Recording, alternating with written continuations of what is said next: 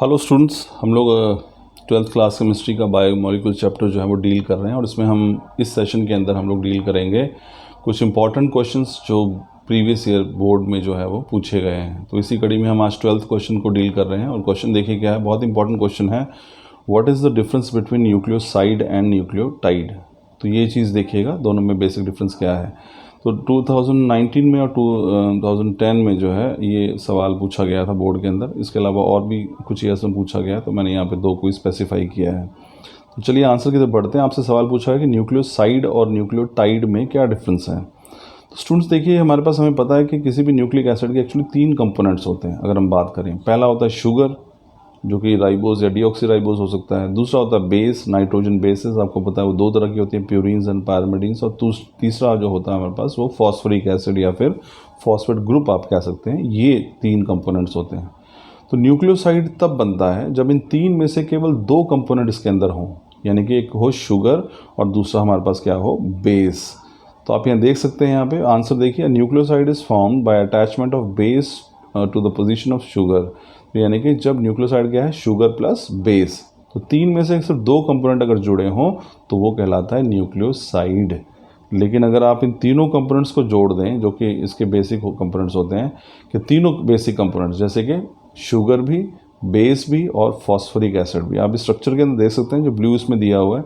सबसे एक्सट्रीम पे जो हमारे पास है यहाँ, सॉरी ये सबसे एक्सट्रीम पे जो दिया हुआ हमारे पास यहाँ अगर आप देखेंगे तो ये देखिए हमारे पास,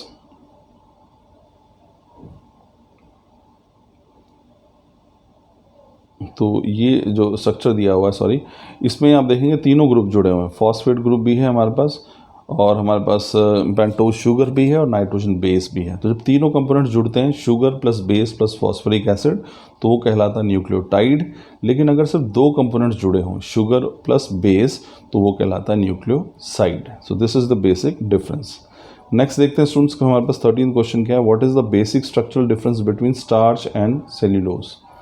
तो स्टार्च और सेल्यूलोज के अंदर हमारे पास जो है बेसिक जो है डिफरेंस क्या होता है वो हम लोग स्टडी करते हैं यहाँ पे। अब देखिए, स्टार्च जो है कंसिस्ट ऑफ 2 कंपोनेंट्स, अमाइलोज और अमाइलोज पेक्टिन। तो स्टार्च के 2 कंपोनेंट्स होते हैं, अमाइलोज और अमाइलोपेक्टिन। और अमाइलोज जो है वो लॉन्ग लीनियर चेन होती है glucose, alpha D plus glucose की, जिसमें के अंदर लिंकेज कैसी होती है, C1 प्लस C4। यानी अमाइलोज के अंदर जो एक यूनिट है उसका कार्बन नंबर 1 और जो दूसरा ग्लूकोज यूनिट है उसका कार्बन नंबर 4 आपस में जुड़कर ग्लाइकोसिडिक लिंकेज जो है वो बनाते हैं। अमाइलोपेक्टिन की अगर हम बात करें तो ये एक ब्रांच्ड पॉलीमर है हमारे पास अल्फा डी ग्लूकोज यूनिट का। ये भी अल्फा डी ग्लूकोज का ही बना होता है, लेकिन यहाँ पे हमारे पास क्या होता है कि जो चेन है वो फॉर्म होती है बाय C1 और C4, यानी कि एक मोनोसेक्राइड के कार्बन नंबर 1 और दूसरा जो ग्लूकोज है जो कि मोनोसेक्राइड है उसके कार्बन नंबर 4 के बीच में जो ग्लाइकोसिडिक लिंकेज बनती है। और ब्रांचिंग जो है वो भी अकर होती है C1 टू C4 लिंकेज के अंदर, ठीक है ना। तो ये हमारे पास जो स्ट्रक्चर है ये स्टार्च का स्ट्रक्चर है।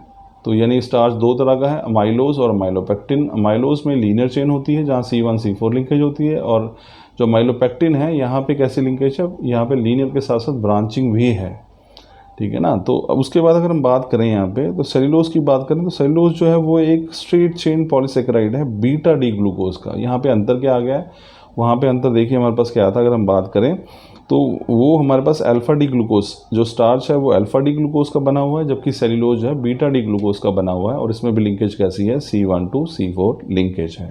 तो ये स्ट्रक्चरल डिफरेंस है between starch and cellulose. Next हमारे पास एक बहुत इंपॉर्टेंट क्वेश्चन है कि right the important structural and functional difference between DNA. तो हमने डीएनए एंड आरएनए, तो डीएनए और आरएनए में हमने जो है डिफरेंस देखना है, उनके स्ट्रक्चर का भी, स्ट्रक्चर में उनके क्या क्या डिफरेंस है, दूसरा फंक्शनल भी, अगर फंक्शन आरएनए का क्या है और डीएनए क्या है, ऑफकोर्स दोनों के अलग अलग हैं, तो वही हमने बात करनी है। तो सबसे पहले हम बात करते हैं स्ट्रक्चरल डिफरेंस की। आप आंसर में देख सकते हैं स्ट्रक्चरल डिफरेंस, यानी कि उनके स्ट्रक्चर में क्या डिफरेंस है। पहला देखिए डीएनए है, डीएनए का पहला पॉइंट देखिए, the sugar moiety in DNA molecule is beta D 2 deoxyribose. तो शुगर जो प्रेजेंट होता है डीएनए में वो कौन सा है, बीटा डी 2 डीऑक्सीराइबोज, जबकि आरएनए में क्या है, it is beta D ribose. तो डीएनए में जो शुगर है वो डीऑक्सीराइबोज है, आरएनए में जो है वो राइबोज शुगर होता है। सेकेंड पॉइंट देखिए डिफरेंस में क्या है, डीएनए के अंदर कौन कौन से नाइट्रोजन बेसेस हैं। अगर हम बात करें, DNA contains thymine, it does not contain uracil. ये बड़ा इंपॉर्टेंट है, डीएनए में जो है पायरिमिडीन में से थाइमीन होती है, यूरेसिल नहीं होती है। जबकि आरएनए में क्या है, यूरेसिल होती है लेकिन थाइमीन नहीं होती है।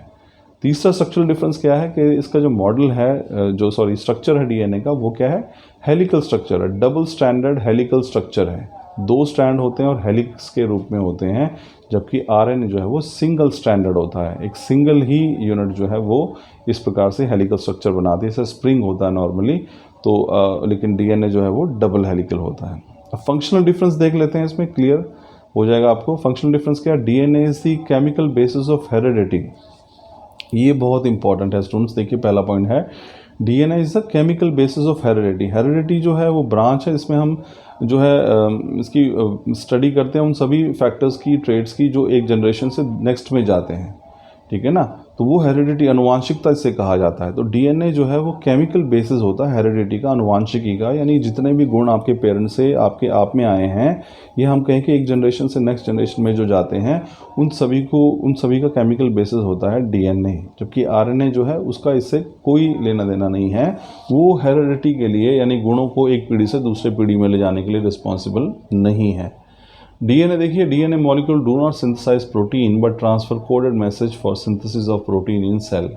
डीएनए जो है प्रोटीन का निर्माण नहीं करता, लेकिन वो हमारे पास क्या होता है, ट्रांसफ़र कोडेड मैसेज को वो ट्रांसफ़र करता है, जिससे प्रोटीन के सिंथेसिस में सहायता मिलती है सेल को।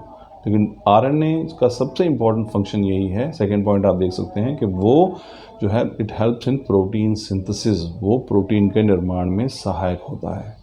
सो ये आपके आज के क्वेश्चन है स्टूडेंट्स। आई एम श्योर आपको समझ में आए होंगे। बाकी क्वेश्चंस हम लेंगे अपने नेक्स्ट सेशन में। Thank you.